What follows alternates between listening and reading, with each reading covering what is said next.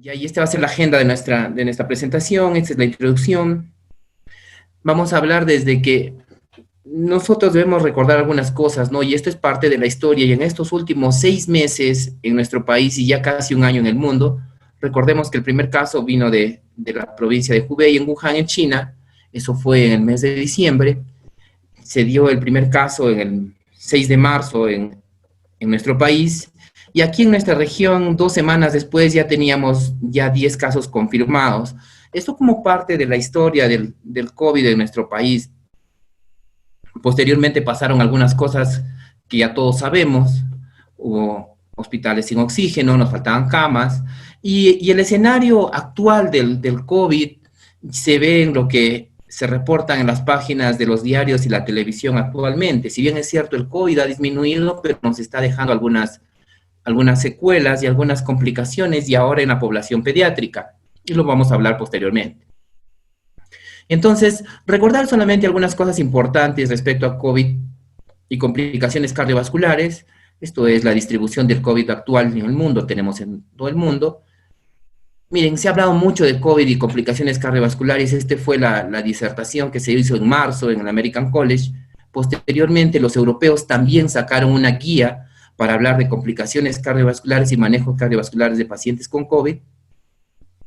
Y hoy en día se habla en todos los congresos acerca del impacto cardiovascular del coronavirus.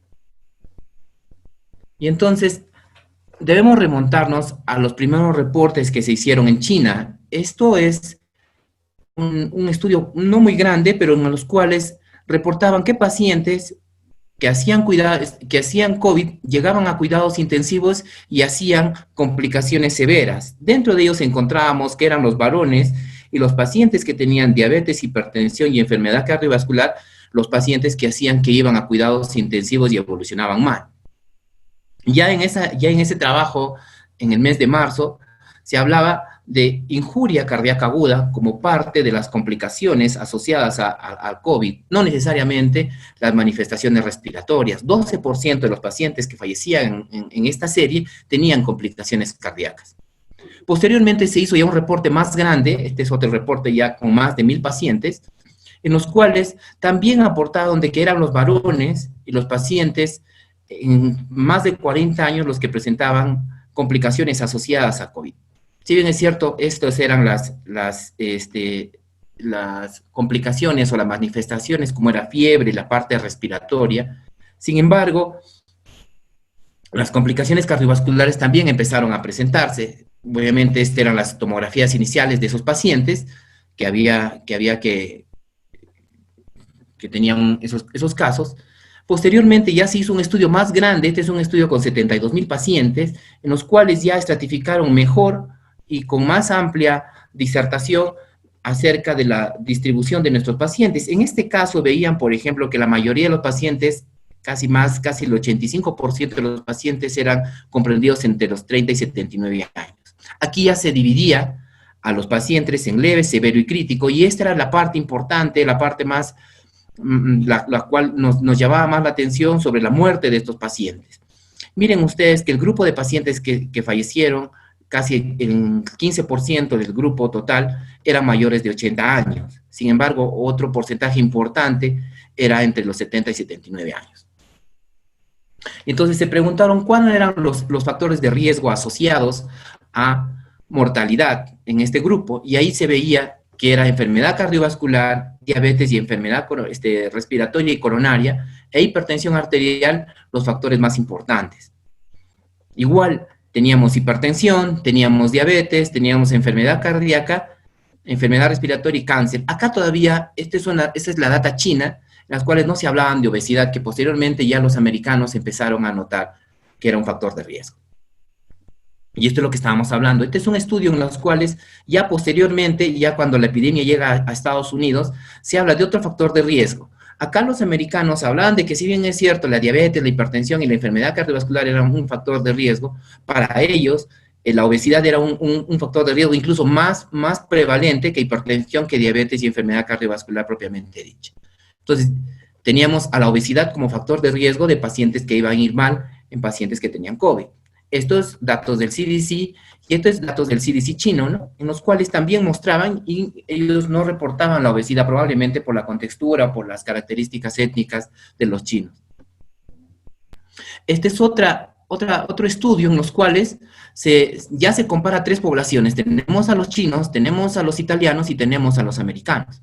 Y aquí sigue siendo diabetes, hipertensión y enfermedad cardiovascular factores que condicionan mayor deterioro y mayor severidad de enfermedad asociada a COVID, pero la obesidad seguía siendo un factor de riesgo. Si bien es cierto, los italianos y los chinos no reportaron, no asociaron mucho la obesidad, sin embargo, los americanos.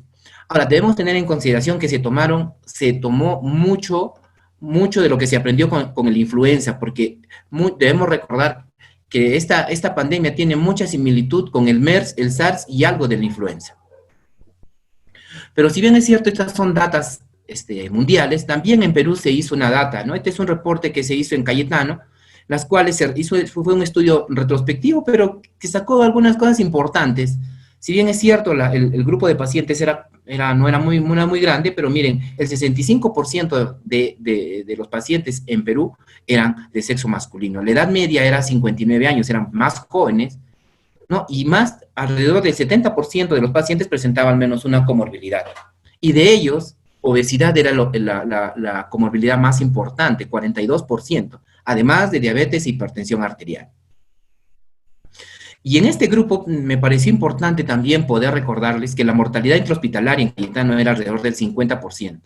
Y que gracias a este estudio se reveló que en nuestro medio la saturación de oxígeno al ingreso fue un predictor principal de mortalidad.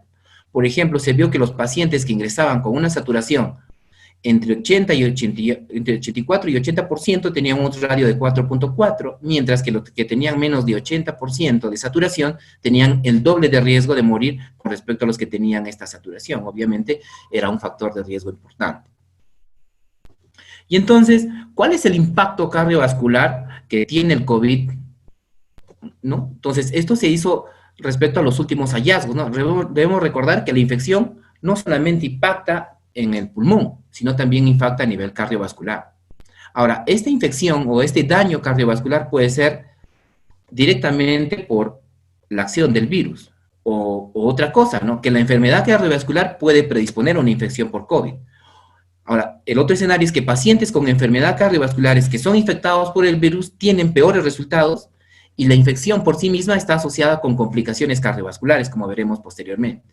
Otra cosa importante, si no es la infección, si no es el virus, no es los factores de riesgo, puede ser la terapia que usamos para COVID que interactúan con las comorbilidades o los fármacos que usa nuestro paciente con COVID.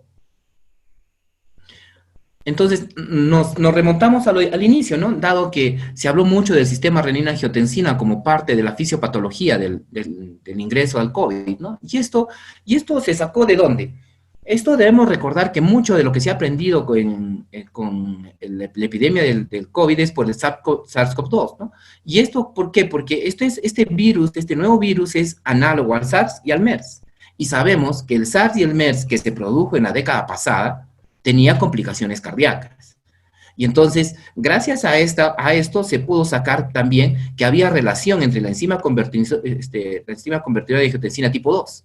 Esto para ingresar a la célula. Sabemos que existe relación entre el SARS y el MERS con esta enzima. Y obviamente se dio que este virus también utilizaba la enzima convertidora de angiotensina tipo 2 para ingresar a las células pulmonares. Y debemos recordar que esta enzima está altamente expresada en células alveolares en relación a protección pulmonar. Y entonces cuando ingresa el virus, vemos que esto se va a alterar. Entonces, esto es parte de lo que se ha aprendido en estos últimos meses. Hay mucha relación entre COVID, influenza, SARS y MERS. Y vamos a ver, la única diferencia es que son los países donde se ha desarrollado esto. Y creo yo, personalmente, de que existe mucha relación y por qué los chinos pudieron controlar mejor su epidemia, porque habían aprendido mucho de las epidemias anteriores. En cambio, los latinoamericanos no habíamos aprendido nada de estas epidemias porque el SARS y el MERS no llegaron a nuestro país. Entonces, hay mucha relación respecto al COVID y a las otras enfermedades. Y miren acá los factores de riesgo. Miren, diabetes mellitus tiene 9 veces riesgo de hacer COVID, hipertensión 7 veces, enfermedad cardiovascular 13. Recuerden que esto es un reporte chino, acá no consideraban la obesidad, sin embargo, en los reportes americanos ya se hablaba de obesidad como factor de riesgo. Acá también se habla de cáncer y enfermedad pulmonar crónica. Muchos está relacionado también con el SARS y el MERS. Entonces se ha aprendido mucho al respecto y por la similitud que tiene este virus con nosotros. Entonces, tenemos que recordar, esto ya lo sabemos todos, que el virus utiliza esta enzima para poder ingresar a las células pulmonares, pero debemos entender que también tienen relación con la angiotensina 1,9 y la angiotensina 1,7, y estas son las enzimas que van a proteger, dan protección cardiovascular, y al verse vulnerables se va a generar toda la cascada que nosotros sabemos, ¿no? Que es injuria pulmonar aguda, remodelamiento miocárdico adverso, vasoconstricción, incremento de la permeabilidad vascular, condicionando todos los efectos que se producen a nivel pulmonar y a nivel cardiovascular y en general a nivel sistémico. Esto más de lo mismo es al hablar de la unión del SARS-CoV-2 con esta enzima para poder ingresar. Igual se da la generación y el proceso inflamatorio a nivel pulmonar, y por eso en algún momento se hablaba de que si se podía usar medicamentos que inhiben el sistema renina-angiotensina, si podían seguir usando o no, lo cual se demostró que deberían, los pacientes que usaban este tipo de medicamentos deberían continuar su medicación por esta relación. Pero no solamente eso se halló a nivel pulmonar, también existía que los pacientes que fallecían con problemas de COVID no hacían daño pulmonar, había daño cardiovascular también. Y esto son unas biopsias que se hicieron a pacientes que murieron por síndrome de distrés respiratorio agudo por COVID y que también tenían daño pulmonar. Y esta diapositiva muestra la infiltración del miocardio por células inflamatorias. Podemos ver acá que hay inflamación, un cuadro inflamatorio en los pacientes que habían fallecido, probablemente por la miocarditis secundaria al COVID. Y entonces, cuando hablamos de lesión cardíaca, existen 4 mecanismos. Primero, el mecanismo directo por la enzima convertidora de angiotensina, la lesión miocárdica inducida por la hipoxia, la lesión miocárdica inducida por la hipoxia, el daño microvascular cardíaco y la generación del síndrome de respuesta inflamatoria sistémica. Muy bien, ahora, es muy importante recordar cuál es el mecanismo. Por ejemplo, vayamos por el síndrome de respuesta inflamatoria sistémica, y esto generado por la tormenta de citoquinas, esto genera alteraciones de la respuesta inmune, esto genera una inflamación descontrolada y nos genera lesión cardíaca aguda. Ahora, existe un daño microvascular cardíaco, claro, y eso va a generar defectos de perfusión, va a haber alteración de la permeabilidad vascular, va a producir vasoespasmo y va a generar lesión cardíaca aguda. Debemos recordar que el paciente con COVID hace hipoxia. Esta hipoxia genera, y en general, toda esta lesión se va a condicionar estrés oxidativo, acidosis intracelular, daño mitocondrial y la consiguiente lesión cardíaca aguda. Y es más, el efecto propio de la enzima convertidora de angiotensina va también a activar este sistema, y lo que va a condicionar es lesión cardíaca aguda. Y podremos resumir esto en esta diapositiva. Tenemos al virus, ingresa, hay lesión cardiotóxica directa, hay alteración mediada por la hipoxemia, hay alteración entre la demanda y la oferta de oxígeno, y esto va a ser importante incluso en la formación de infartos de tipo 2 que se producen en los pacientes con COVID. El otro mecanismo serían la tormenta de citoquinas. Esto que va a condicionar síndrome coronario agudo, arritmias, miocarditis, tromboembolismo venoso, falla cardíaca y shock cardiogénicos en estos pacientes. Se puede resumir en esto. Tengo un paciente que tiene el ingreso del virus. Este virus puede lesionar las células endoteliales y generar todo lo que hemos dicho, lesión a nivel de microvasos, arterias coronarias, etcétera, o que esta lesión sea propia, sea de acción directa y nos genere daño miocárdico, puede condicionar los miocarditis fulminante. Este daño miocárdico va a generar elevación de DHL, elevación de CPK, elevación de troponinas, y es muy importante porque la elevación de troponinas y CPK y DHL y dímero D van a ser marcadores pronósticos, de mal pronóstico en pacientes con COVID. Entonces, todo esto va a generar arritmias, va a generar falla cardíaca, va a generar síndrome coronario agudo, y si esto no se controla, va a condicionar shock cardiogénico y va a condicionar la muerte. Entonces, Se habló mucho de los factores de riesgo, de qué pacientes con COVID hacían daño cardiovascular y qué pacientes ingresaban a terapia intensiva. Y este es un metaanálisis que se hizo con el grupo de China, ¿no? En los cuales hablaban de hipertensión, diabetes, enfermedad cardiovascular y tabaco. Todas las series hablaban de que hipertensión arterial era el factor de riesgo para que el paciente evolucione mal. El otro factor de riesgo era diabetes, el otro factor de riesgo era enfermedad cardiovascular, como lo vimos anteriormente. Y aquí trataban de explicar qué factores de riesgo también eran de los pacientes que iban a ventilación mecánica e iban a cuidados intensivos. Igual, diabetes, hipertensión y enfermedad coronaria, ¿no? Y en las series se veía esto. Y entonces, cuando hablamos de daño cardiovascular asociado a COVID, tendremos que ver 3 escenarios: injuria miocárdica, miocarditis y síndrome coronario agudo. ¿Qué podemos decir? De que existen factores de riesgo, ¿no?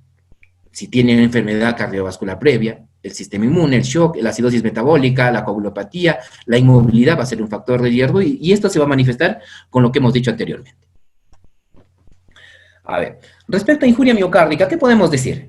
Miren, se ha aprendido mucho del MERS. Esto lo digo porque en todos los reportes se sospechaba de injuria miocárdica porque había mucha similitud. Entonces, los reportes sugieren que el MERS condiciona miocarditis aguda y falla cardíaca. Por lo tanto, al tener similitud de estos virus, podrían tener estas manifestaciones, los cuales sí se demostraron. En el primer reporte que se hizo en Wuhan, con 41 pacientes que fallecieron, 5 de ellos fallecieron por injuria miocárdica. Y de estos, tenían troponinas de alta sensibilidad mayor de 28. Y este es el punto de corte. ¿Por qué? Porque si nosotros tenemos troponina de alta sensibilidad más de 28, la mortalidad por COVID se incrementa 40 veces. De estos pacientes, de los 4, 5 ingresaron, de los 5, 4 ingresaron a UCI y el otro falleció en su cama. Ahora, el mecanismo de injuria miocárdica está relacionado nuevamente a la enzima convertida en angiotensina, a la tormenta de citoquinas, a la hipoxia y al daño directo que condiciona el virus. Y esta me pareció una data muy importante. Miren, esto es, los pacientes, es obvio, los pacientes que hacen injuria miocárdica va a tener menos sobrevida respecto a los que hacen injuria, ¿no? Obviamente, el paciente que tiene troponinas elevadas por encima de 28, ese paciente probablemente no supere el evento agudo del COVID, comparado a los que no. Entonces, paciente con injuria miocárdica aguda tiene menor sobrevida que los pacientes que no la tienen. Y en esta diapositiva podíamos ver 2 cosas importantes. Miren ustedes, la troponina de alta sensibilidad como punto de corte más de 28 incrementa el odds radio, incluso acá es 80 veces mayor respecto a que está en menos de 28. Obviamente es un marcador de muy mal pronóstico. Asimismo, la CPK-MB, si bien es cierto, el punto de corte de la creatinina quinasa es más de 185, esto incrementa el odds radio en 2.56. Asimismo, la DHL, ¿no? Dímero D también como factor de pronóstico. Y aquí, una cosa importante. Una cosa es que un paciente con COVID tenga una enfermedad cardiovascular de base y que no la tenga. Y otra cosa es que tenga troponinas positivas mayor de 28 y tenga troponinas menos de 28. ¿Por qué es esto? Porque miren ustedes en esta línea. Yo tengo un paciente sin enfermedad cardiovascular y con troponinas normales. Obviamente la mortalidad es menor. A medida que yo vaya aumentando, por ejemplo, este paciente tiene troponinas normales, pero tiene enfermedad cardiovascular. La mortalidad es 13%. Acá tengo pacientes con con troponinas elevadas, sin enfermedad cardiovascular, la mortalidad es 37%. Y sin embargo, si tengo un paciente con enfermedad cardiovascular y troponinas elevadas, la mortalidad se acerca a 70%. Entonces, el marcador pronóstico, de muy mal pronóstico, valga la redundancia, en pacientes con enfermedad cardiovascular es troponinas. Ahora, es muy importante ver el momento en el cual se va a desarrollar la injuria miocárdica en el paciente con COVID. Y esta diapositiva me pareció muy interesante. Esto es, en la parte superior son los sobrevivientes y en la parte inferior son los que fallecieron. Y vemos en qué momento se va a presentar la injuria cardíaca aguda. Esto es día tras día que se hizo el seguimiento. Vemos en qué día se presenta la sepsis, en qué día se presenta el distrés. Y para nosotros, los que vemos esta parte, vamos a determinar que el día 14 y el día 15 son los días claves para la presentación de injuria cardíaca aguda. Es en este momento donde uno empieza a sospechar y donde uno tiene que pedir y dosar troponinas para determinar si mi paciente está yendo mal, está en shock, está en distrés y está empezando a chocarse y hay cambios electrocardiográficos. Tendríamos que dosar troponinas y ver cómo va nuestro paciente. Es más, y si nuestro paciente tiene enfermedad cardiovascular, sí o sí tiene que tener dosaje de troponinas para ver pronóstico de estos pacientes. Entonces, para nosotros es muy importante en el paciente grave, en el paciente severo, obviamente este paciente está en terapia intensiva, el día 14 y 15 como marcador de pronóstico de estos pacientes. Eso es con respecto a la injuria cardíaca aguda. Ahora, el otro escenario es la miocarditis que condiciona el COVID. Y esta es una diapositiva que también se dio, si bien es cierto, no es una serie muy grande, pero son con 150 pacientes en Wuhan, en los cuales, en la parte, está la parte media verde, la cual se ve que el 7% de estos pacientes fallecieron por daño cardíaco directo, mientras que el 22% restante, si bien es cierto, tenían síndrome de dificultad respiratoria aguda, también tenían daño cardíaco. Entonces, era una causa importante de muerte en este tipo de pacientes.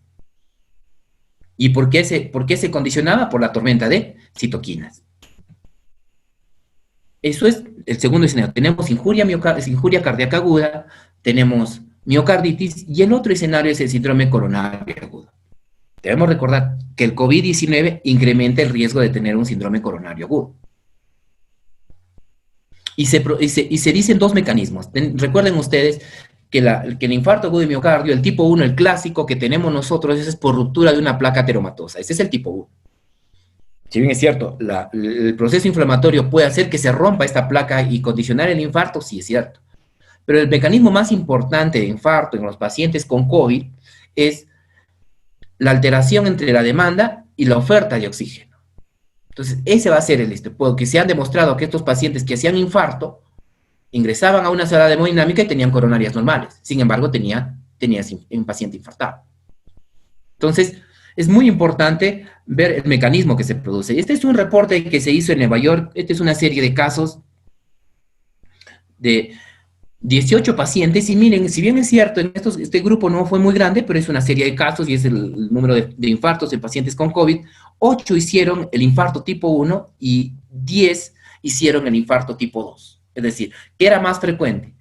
El infarto que se daba por alteración entre la oferta y la demanda de oxígeno, no necesariamente por ruptura de una placa ateromatosa. Y aquí es lo que queríamos decir, ¿no? La injuria miocárdica en pacientes con COVID-19 podría ser ruptura de una placa, tormenta de citoquinas, injuria hipóxica, espasmo coronario, microtrombos o daño endotelial o incluso daño vascular por vasoespasmo. Es muy importante también, lo vamos a ver posteriormente, que ya desde un inicio se ha visto que los pacientes con COVID que no tengan necesariamente manifestaciones cardiovasculares ya tienen presencia de edema intersticial en el miocardio demostrado por resonancia magnética. Esto es el mecanismo, el manejo, cómo deberíamos enfocar al paciente si tendría un síndrome coronario agudo con elevación del ST en el escenario de que si es positivo o si no es negativo, dependiendo si es positivo el COVID, ya demostrado, y si tenemos un ST elevado, no hay forma, el mecanismo de manejo va a ser el mismo, angioplastía primaria, ¿no? Es muy importante esto, ¿no? Y luego, si no tengo la sospecha, no estoy convencido de que sea un infarto realmente que necesita angioplastía primaria, tendría que hacer otros pasos. Pero en general, el manejo va a ser lo mismo tomando las medidas de bioseguridad. Otra cosa importante que se ha estado hablando mucho de estos pacientes y que lo vemos en la práctica diaria es la presencia de arritmias. Las arritmias van a ser frecuentes en los pacientes con COVID. Son manifestaciones comunes en pacientes con COVID. Los pacientes hospitalizados presentaban 16% de pacientes de una corte china tenían arritmias. Ahora, ¿qué causaba la arritmia? Obviamente era secundaria a algo. Secundaria a la hipoxia, secundaria a la inflamación y al desorden neurohormonal que se producía en este paciente. Ahora, no se habla mucho de que si había bradicardia o taquicardia, cualquiera de las dos puede presentarse. Nosotros hemos visto bradicardias y también taquicardias. Se habla de que las taquicardias y las arritmias son más supraventriculares que ventriculares. Ahora, obviamente, si el paciente está en cuidados intensivos, va a tener mayor frecuencia de arritmias. 44% en terapia intensiva y 8% en pacientes que no están en terapia intensiva. Obviamente, el paciente que está en terapia intensiva está mayor compromiso, mientras que no está en UCI es un paciente estable. Y aquí es esta data que también relacionaba a la elevación de troponinas con la presencia de arritmia. Se veía que los pacientes que tenían elevación de troponinas en 2 series tenían presencia de arritmias. Obviamente, las troponinas también nuevamente metidas en esto, dado que generan o se están en relación directa a la producción de arritmias. Obviamente, si hay mayor injuria miocárdica, hay mayor inestabilidad eléctrica en el miocardio y obviamente generación de arritmias. Muy bien. Otra cosa que se ha visto en estos pacientes, insuficiencia cardíaca y miocardiopatías, ¿no? Se ha visto que el 23% de los pacientes hacían insuficiencia cardíaca. Se ha visto algunos pacientes con Takotsubo, ¿no? Ahora, es importante, debemos recordar también que si había bastante falla cardíaca derecha. ¿Por qué? Porque el paciente con COVID hace tromboembolia pulmonar. La tromboembolia pulmonar condiciona infarto, sobrecarga de ventrículo derecho y falla de ventricular derecha. Entonces, obviamente, tenía que verse. Esto es una diapositiva que me pareció interesante mostrar al grupo, dado que lo que dijimos hace un rato, este es un estudio en el cual se demostró que los pacientes con COVID sí hacen daño. Miren, este es un estudio que se hizo con resonancia magnética a pacientes graves y no graves, a pacientes que estaban hospitalizados y pacientes ambulatorios que llevaron su COVID en su casa. Y se demostró que el 78% de los pacientes ya tenía compromiso cardíaco, sin necesariamente tener síntomas. 60% de esta corte tenía inflamación miocárdica, independientemente de las condiciones del paciente, independientemente de los factores de riesgo e independientemente del tiempo que habían tenido el COVID. Entonces es muy importante, esto se está demostrando y esto está aclarando algunas cosas de que los pacientes que hacen infección por COVID, el 70% hay compromiso cardíaco. Si bien es cierto, puede ser asintomático, pero sí compromete miocardio. El 60% de los pacientes con COVID hacen inflamación miocárdica. Y esto demostrado por resonancia magnética. Esto son biopsias endomiocárdicas de estos pacientes en los cuales se ve infiltrado linfocitario. Entonces demuestra que sí hay un compromiso inflamatorio. Se les ha hecho resonancia magnética y en la resonancia magnética se vio que estos pacientes incrementaban el tamaño del ventrículo izquierdo y en algunos se encontró incremento del grosor del septum interventricular y esto condicionaba el proceso inflamatorio del miocardio. Además, se les administró contraste y se pudo evidenciar que existía realce tardío, captación de contraste, algunos hacían incluso derrame pericárdico. Y entonces, con esto, ¿qué se demostró? Que casi las 3/4 partes de los pacientes que hacen infección por COVID tienen compromiso cardíaco, independientemente de la severidad del cuadro, independientemente si están hospitalizados o no, e independientemente si tienen factores de riesgo cardiovasculares asociados. Entonces, es muy importante para considerar en los meses venideros qué más vamos a encontrar en estos pacientes, porque lo que estamos encontrando ahora, si bien es cierto, no está documentada la data, es que los pacientes hacen arritmias, la mayoría queda con taquicardias o bradicardias. Nosotros podemos estar asumiendo que sea el proceso respiratorio residual, pero a lo mejor es secundario al proceso inflamatorio que estamos hablando. El otro fenómeno cardiovascular que se produce es el tromboembolismo venoso, y esto está en relación a la inmovilización prolongada, al estado de hipercoagulabilidad del paciente, a la inflamación aguda, a la tendencia de la coagulación intravascular diseminada de los pacientes, y esto es que condiciona un riesgo incrementado de trombosis venosa profunda. Esto es la prevalencia de trombosis venosa profunda en hospitalización, 22%, en cuidados intensivos, 27%. Y aquí es importante el dímero D, ¿no? El dímero D y los PDFs, ¿no? Porque los niveles van a estar altos. Ahora, también el dímero D está relacionado como marcador de incremento de mortalidad, marcador de mal pronóstico. Esto es una diapositiva que trata de demostrar que los pacientes que tienen incremento de los valores de dímero D tienen mayor número de eventos trombóticos, tanto arteriales como venosos. Esto es en las unidades de cuidados intensivos. Y ahora, no solamente es el daño directo fisiopatológicamente, sino también el daño farmacológico o las interacciones farmacológicas que pueden tener respecto a los fármacos que recibe el paciente enfermo de COVID. ¿Por qué? Porque hay que tener algunas consideraciones, ¿no? Por ejemplo, si va a usar ARA2 o no va a usar ARA2, si está usando cloroquina o no está usando cloroquina, si está usando algunos inmunomoduladores, o si el paciente es tiocardiogénico y está usando dispositivos tipo de balón de contrapulsación, etc. En términos generales, existen algunas consideraciones que habría que ver en estos pacientes. Si yo decido usar antivirales, tendría que ver que estos podrían alargar el QT. No, gracias a Dios nosotros no hemos usado acá, no ha habido en nuestro medio esto. Pero hemos estado usando en algunos pacientes que hicieron infarto, clopidogrel o ticagrelor, que podrían tener interacción con estos pacientes. Por ejemplo, en algunas latitudes se usaron lopinavir y ritonavir, pero estos tenían interacción con los antiagregantes plaquetarios y podrían producir prolongación del QT. De las estatinas, algunos grupos han estado usando, recuerden ustedes, nuevamente, el MERS y el SARS hablaban de que las estatinas podrían disminuir las complicaciones cardiovasculares en MERS. Entonces, algunos extrapolaron estos conocimientos y dijeron que podríamos usar estatinas en este tipo de pacientes. Y entonces, algunos grupos han extrapolado estos conocimientos y han usado estatinas. Y lo que se ha visto es de que podría tener interacción con los antivirales, pero gracias a Dios nosotros no hemos tenido. Lovastatina y simvastatina tenían mayor riesgo de radiomiolisis. En este caso, lo que podríamos usar es atorvastatina o rosuvastatina en estos pacientes para disminuir las complicaciones. De cloroquina y doxicloroquina lo menciono porque su uso es controversial, se ha sacado del país, había reportes a favor y en contra, pero lo único, recordar que esto podría condicionar alteraciones en el QT.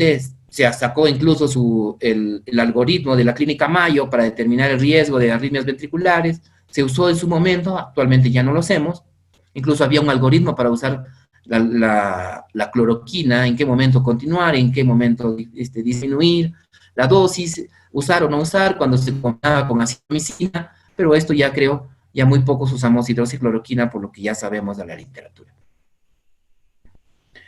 Decir algunas cosas importantes de la enzima convertidora de angiotensina 2, los pacientes que usan los ARA2 o inhibidores SECA que deben continuar con su medicación, las guías internacionales demostraron que no había interacción, ¿no? Se demostró que todas las guías seguían recomendando que deberían usarse los medicamentos, ¿no? No había ninguna contraindicación. Unas palabras ya para terminar nuestra presentación de lo que la afectación cardiovascular en niños, ¿no? Y este es el Kawasaki. Kawasaki, una enfermedad, una manifestación relativamente no común, pero en COVID se está viendo y así se está manifestando en algunos niños. Vasculitis es una vasculitis por COVID, ¿no? Parte del síndrome de respuesta inflamatoria sistémica, más frecuente en niños de 5 años. Vemos fiebre, rash, adenopatías, como están viendo en las diapositivas. Y lo que hemos podido encontrar nosotros, o cuál es la afectación cardiovascular, es la dilatación de las arterias coronarias. Tenemos dilatación de arterias coronarias, tenemos aneurisma de arterias coronarias. Miren ustedes lo que puede condicionar, y este es el cateterismo que se encuentra, dilatación y aneurisma. Nosotros en nuestro medio ahora tenemos 4 pacientes, 2 en la Seguridad Social y 2 en el Ministerio de Salud, con Kawasaki, ¿no? Uno de ellos tienen aneurismas grandes y tenían derrame pericárdico, lo cual era manifestación propia del Kawasaki. Tenemos Kawasakis incompletos y Kawasakis completos. No es el tema, pero sí recordar que en los niños podemos tener esta afectación a nivel de arterias coronarias en los pacientes con COVID. Esto es lo mismo, miren, esto es unas diapositivas en las cuales se demuestran aneurismas de arterias coronarias en el tiempo, ¿no? Y cómo evoluciona ecocardiográficamente. Estos pacientes usualmente tienen que tener seguimiento continuo ecocardiográfico y el uso de inmunoglobulinas, corticoides y aspirina es de vital importancia para su manejo. Estos son algunos casos, miren ustedes, de pacientes con COVID, que hicieron en este caso, este es un paciente, entonces un paciente de 66 años que no tenía enfermedad coronaria, tenía diabetes, tenía hipertensión y hizo infección por COVID. Lo que nos llamó la atención en este paciente, en el reporte que hacen, es la trombosis de miembros inferiores. Este es otro caso, que es una paciente de 64 años de edad, que viene por disconfort torácico, hipoxia y shock cardiogénico. Es positiva a COVID, estaba hemodinámicamente inestable, requería soporte inotrópico, tenía elevación de troponina, y lo que se encontró en el electrocardiograma, como podemos ver, era ritmo sinusal con elevación difusa del segmento ST. Se le hizo un ecocardiograma acá, 40% de hipoquinesia en ambos ventrículos. Le hicieron un cateterismo cardíaco y no había enfermedad arterial coronaria obstructiva. Esto podría haber sido un infarto del tipo 2, por alteración de la oferta y la demanda, más no por una ruptura de una placa, que es lo que inicialmente se veía. Este es otro paciente, ¿no? Paciente mujer, sin historia de enfermedad cardíaca, llega a la emergencia con un cuadro de estrés, esta es su tomografía, en los cuales se encuentra, estos son sus hallazgos electrocardiográficos, y lo que se encontró era un ventrículo dilatado, 35%, y un balonamiento apical. Entonces, estos son casos que se han visto en este paciente, de pacientes con COVID y alteración cardíaca. Este es otro paciente también, en los cuales este es un paciente con 71 años de edad, con hipertensión, vino con disconfort torácico y vino con alteraciones del segmento ST. En la cara inferior, miren ustedes, tenemos infradesniveles en ST en 2, 3 y la cara inferior. Se le hizo una ecocardiograma, acá había fracción de eyección entre 50 y 55%, hipoquinesia leve en el segmento basal inferoseptal, ¿no? En general, el motivo de estas diapositivas era para presentar de que existe compromiso cardíaco en los pacientes con COVID, no solamente en pacientes adultos, sino también que podemos tener en pacientes pediátricos. Estas eran las tomografías del paciente. Creo que en todo este tiempo han aparecido nuevos conocimientos, hemos aprendido bastante y creo que vamos a seguir aprendiendo respecto a este virus y a esta enfermedad. Creo que todos estamos comprometidos a seguir aportando lo nuestro para controlar esta pandemia. Muchas gracias a todos y si tuvieran alguna pregunta, encantado. Gracias a todos. Le agradecemos muchísimo la exposición que acaba de darnos, ha sido muy informativa acerca de los problemas cardiovasculares que se presentan. Le agradezco por poner la foto que nos tomamos en COVID. Para todos los asistentes, si tienen alguna pregunta para el doctor Lazo, por favor. Debemos recordar algunas cosas importantes. En las complicaciones cardiovasculares por COVID hay que hablar mucho de la injuria miocárdica, mucho de la miocarditis y mucho del síndrome coronario agudo. Porque si bien es cierto, uno lo que no busca no lo encuentra, ¿no? Había que buscar y había que dosar troponinas en nuestros pacientes y ver si los niveles empiezan a incrementarse para sospechar que hay compromiso cardíaco. Eso es importante, tener todos los marcadores que ya sabemos nosotros, los marcadores de riesgo, ¿no? Aparte de la ferritina, del hemograma, etcétera, que tenemos. Entonces, todo paciente con COVID, básicamente un paciente hospitalario debería tener dosaje de troponina, idealmente troponina ultrasensible, ¿no? Pero si no tenemos troponina ultrasensible, troponina normal, troponina I, ¿no? Y esto va a ser un marcador de injuria miocárdica, ¿no? Eso es un comentario. El siguiente comentario es de que hoy en día en la consulta vemos pacientes post-COVID. Y los pacientes post-COVID nos están viniendo con arritmias. Pueden venir con taquicardias o bradicardias, ¿no? Entonces podría ser a lo que hemos referido, ¿no? A esos hallazgos de ese trabajo hecho por resonancia magnética, que hay compromiso miocárdico asociado a pacientes con COVID, no necesariamente graves, ¿no? Y no necesariamente sintomáticos. Muchas gracias, doctor. Tenemos un par de preguntas. El doctor Garagati nos pregunta, ¿los IECAS o ARA2 se suspenden en el paciente hospitalizado o paciente dado de alta por COVID-19? Esa es una muy buena pregunta, dado que es el escenario real, ¿no? Entonces, la indicación de continuar o no, o suspender el ARA2 no tiene nada que ver con la infección por COVID. O sea, si el paciente está hipertenso, debe continuar con su medicación. Si es un hipertenso, debe continuar con su arado, ¿no? Obviamente, si está con shock cardiogénico, si está en compromiso severo, obviamente, suspenderlo, ¿no? Pero si el paciente está estable y no tiene ninguna, ¿cómo te puedo decir? No tiene hipercalemia, no tiene hipotensión, debe continuar con su medicación, ¿no? O sea, no debe suspenderse, porque justamente en las últimas diapositivas se demostró que todas las guías y las sociedades mundiales recomendaban continuar con su tratamiento. Gracias, doctor. El doctor Quiñones nos pregunta, ¿la frecuencia del dosaje de troponinas cuál sería?